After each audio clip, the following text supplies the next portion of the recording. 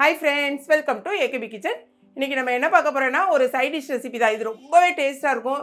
அது ரொம்பவே அல்டிமேட்டா சொல்லுவோம்ல. அதாவது வந்து ரொம்ப ரசிச்சு சாப்பிடுறதுக்கான ஒரு சூப்பரான ஒரு ரெசிபி தான் பார்க்க போறோம். இதுக்கு மெயினா நம்ம பார்க்க போறது பாத்தீங்கன்னா நல்ல காரசாரமான பச்சை மிளகாய் வச்சு தான் நம்ம இன்னைக்கு எடுத்துக்க போறோம்.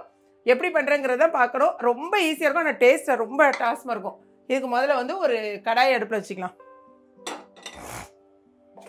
கடாய் வந்து சூடாகட்டும். இப்போ நான் எடுத்துக்கிறது வந்து ஒரு 100 கிராம் பச்சை மிளகாய் எடுத்திருக்கேன். இந்த பச்சை மிளகாவை வந்து மேலே உள்ள நல்லா கழுவிட்டு மேலே உள்ள காம்பை எடுத்துகிட்டு இந்த மாதிரி நீளமாக ரெண்டாக கட் பண்ணிக்கோங்க. ஃபுல்லாக கட் பண்ணாமல் இந்த மாதிரி நீல வாக்கில் கட் பண்ணி எடுத்துக்கோங்க. ஓகேங்களா? எல்லா மிளகாயுமே நான் அந்த மாதிரி கட் பண்ணி எடுத்துருக்கேன். ஏன்னா இல்லைன்னா நீங்கள் எண்ணெயில் போட்டிங்கன்னா டப்னு முகத்தில் வந்து வெடிச்சிரும். அதுக்காக நீங்கள் ப்ரிகாஷன் இந்த மாதிரி பண்ணிக்கோங்க. ரெண்டாவது நம்ம புளியெலாம் ஊற்ற போகிறோம். உள்ளே வந்து எல்லாமே நல்லா உறிஞ்சிக்கும். அதுக்காக இப்போ நல்லா சூடு பண்ணியாச்சு. நல்லெண்ணெய் ஊற்றிக்கோங்க. இதுக்கு வந்து நல்லெண்ணெய் தான் ரொம்ப சூப்பராக இருக்கும். ஸோ மற்ற எண்ணெயை விட நல்லெண்ணெய் கொஞ்சம் ஒரு 3லேருந்து 4 ஸ்பூன் ஊற்றிக்கோங்க. கூடவே நம்ம இந்த பச்சை மிளகா கூட போடுறதுக்கு இங்கே பாருங்களேன், சின்ன வெங்காயம் கட்டாயமாக இதுக்கு சின்ன வெங்காயம், இந்த பெரிய வெங்காயம் யூஸ் பண்ணுமா கேட்காதீங்க. சின்ன வெங்காயத்தில் இந்த மாதிரி ஒரு 20 வெங்காயத்தை நான் உரிச்சு வச்சுருக்கேன். அந்த மாதிரி 20 வெங்காயம் போல போதும்.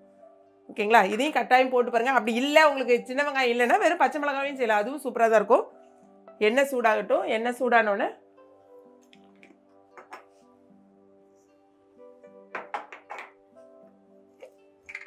கடுகு போட்டுக்கலாம். ஃபஸ்ட்டில் இது ரொம்பவே ஈஸியாக செய்யக்கூடியது. ஆனால் பார்த்தீங்கன்னா எல்லா சாதத்துக்கும் இதை வச்சு சாப்பிட்லாம். சாம்பார் சாதம், ரசம் சாதம், நான் வந்து மீன் குழம்பு குறைக்கி இது சைடில் வச்சுக்குவோம். அவ்வளோ ரொம்ப டேஸ்ட்டாக இருக்கும். எனக்கு ரொம்ப பிடிக்கும்.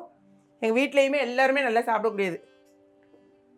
கடுகு வெடித்தோடனே இந்த பாருங்கள், ரொம்ப வந்து வெந்தயம் போடாதீங்க. வெந்தயம் வந்து சும்மா ஒரு 1/4 ஸ்பூன் அளவுக்கு வெந்தயம், அதையும் போட்டுக்கோங்க. கருவேப்பிலையை வந்து சேர்த்துக்கோங்க.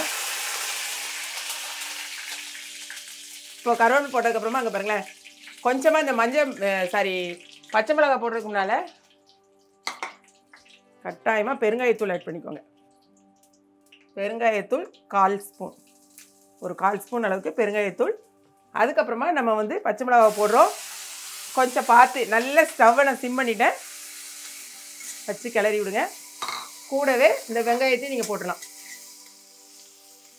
ரெண்டையும் சேர்த்து நல்லா வதக்கி விடுங்க. சிம்லேயே நல்லா வதங்கட்டும். வெங்காயமும் பச்சை மிளகாவும் நல்லா வதங்கிடும். கொஞ்சமாக இதுக்கு முதல்ல தேவையான அளவுக்கு உப்பு போட்டுக்கலாம். இந்த வெங்காயம் பச்சை மிளகாய் வதங்குறதுக்கு கொஞ்சமாக உப்பு. வெங்காயமும் இந்த பச்சை மிளகாவும் நல்லா வதங்கணும். கொஞ்சமாக நம்ம இப்போ வந்து மஞ்சத்தூள் போட்டுக்கலாம்.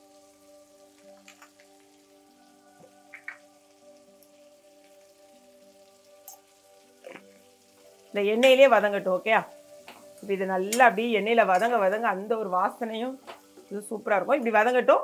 அப்படியே மூடி போட்டு ஒரு 5 நிமிஷம் அப்படி அப்பப்போ இன்பிட்வீனில் கொஞ்சம் கிளறி விட்டுக்கோங்க. அப்படி ஒரு 5 நிமிஷம் போகும்போது உங்களுக்கே தெரியும், அந்த வெங்காயம்லாம் உங்களுக்கு தெரியல, அந்த கண்ணாடி மாதிரி மாறிடல. அந்த டைமில் தான் நம்ம வந்து புளியை கரைச்சி ஊற்ற போகிறோம். இப்போ பார்த்தீங்கன்னா ஒரு 5 நிமிஷமாக சிம்மில் போட்டு நான் அப்பப்போ இன்பிட்வீனில் கிளறி விட்டுட்டுருக்கேன். பாருங்கள் எப்படி ஆகிட்டுன்னு பாருங்கள். இந்த டைமில் நான் ஒரு பெரிய நெல்லிக்காய் சைஸில், கொஞ்சம் நல்ல பெரிய நெல்லிக்காய் சைஸ்லேயே வேணும், புளியை எடுத்து ஊற வச்சு வெறும் இந்த புளி தண்ணியை மட்டும் ஊற்றுற பாருங்க. இந்த மாதிரி ஊற்றிக்கோங்க. நல்லா கரைச்சி புளி தண்ணியை மட்டும் ஊற்றிக்கோங்க. இப்போ நமக்கு தேவையான அளவுக்கு சிம்லேயே தான் வச்சுக்கோங்க. தேவையான அளவுக்கு உப்பு போட்டுக்கோங்க. முதல்ல கொஞ்சமாக தான் உப்பு போட்டிருந்தோம். இப்போ தேவையான அளவுக்கு உப்பு போட்டுக்கோங்க. போட்டுட்டு அப்படியே சிம்மில் இருக்கட்டும். இன்னும் ஒரு 5 நிமிஷம் அப்படியே சிம்லேயே கிடக்கட்டும். பாருங்க, கிட்டத்தட்ட ஒரு 5 நிமிஷத்துலேருந்து 7 நிமிஷம் வரைக்கும் நம்ம வந்து அப்படியே ஸ்டவ்வில் சிம் பண்ணியே போட்டு வச்சுருக்கோம். எப்படி தக்கன்னு ஆகிட்டு பாருங்கள். நம்மளுடைய தொக்கு வந்து சூப்பராக ரெடி ஆகிடுச்சு. அதில் போட்டிருக்க வெங்காயம் பார்த்திங்களா எந்த அளவுக்கு நல்லா வெந்து இந்த மாதிரி இருக்குது பாருங்கள். இதுக்குள்ள வந்து கடைசியாக உங்களுக்கு தேவைன்னா கொஞ்சமாக, அதாவது வந்து வெல்லத்தை வந்து ஒரு சின்ன பீஸ் வெல்லத்தை போட்டுக்கோங்க. பட் நான் வந்து வெல்லம் போட மாட்டேன்.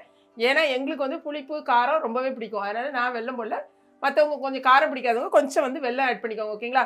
செம்ம சூப்பராக இருக்கும். ஸ்டவ்வை வந்து ஆஃப் பண்ணியாச்சு. நீங்கள் இப்போ மூடி போட்டு மூடினீங்கன்னா மேலேருந்து அந்த தண்ணி வரும் பார்த்திங்களா, ஆவி, அதில் வந்து கெட்டு போகும். இது நல்லா ஆற வச்சுட்டு இதை வந்து இன்றைக்கி நீங்கள் சாப்பிட்றத விட நாளைக்கு நீங்கள் சாப்பிட்டீங்கன்னு வச்சுக்கோங்களேன், எல்லா ஜூஸும் நல்லா இறங்கி அந்த பச்சை மிளகாயாக இருக்கட்டும், வெங்காயமும் ரொம்பவே டேஸ்ட்டாக இருக்கும். இது எல்லாத்துக்குமே சூப்பரான ஒரு காம்பினேஷனில் இருக்கும். சாம்பார் சாதத்துலேருந்து எல்லா சாதத்துக்குமே கட்டாயமாக நீங்கள் ட்ரை பண்ணி பாருங்கள். இது அப்படி நம்ம வந்து சர்வ் பண்ணிடலாம். பாருங்கள், அந்த பார்க்கும் போதே உங்களுக்கு அப்படியே நாக்கில் எச்சி ஊறணும். எப்படி இருக்குது பாருங்கள். இதை நாளைக்கு தான் நீங்கள் சாப்பிட்டீங்க. இதை வந்து அப்படி நீங்கள் ஒரே நாளில் நம்ம சாப்பிட முடியாது. இது வந்து ஒரு வாரத்துக்கு நல்லா வச்சு சாப்பிடலாம்.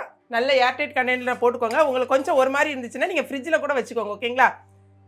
அவ்வளோ ஒரு அருமையான ஒரு ரெசிபி. கட்டாயமாக நீங்கள் ட்ரை பண்ணி. ஸோ இதை வந்து நான் சாதத்து கூட வச்சு நான் இப்போ வந்து சாப்பிட்டு காமிக்கல. ஏன்னா இது நாளைக்கு சாப்பிட்டா தான் டேஸ்ட் நல்லாயிருக்கும். ரொம்பவே சூடாகவும் இருக்குது. ஸோ இந்த வீடியோ உங்களுக்கு ரொம்ப பிடிச்சிருக்குன்னு நினைக்கிறேன். இதே மாதிரி நீங்கள் ட்ரை பண்ணி சாப்பிட்டு பாருங்கள். கட்டாயமாக உங்களுக்கு பிடிக்கும்.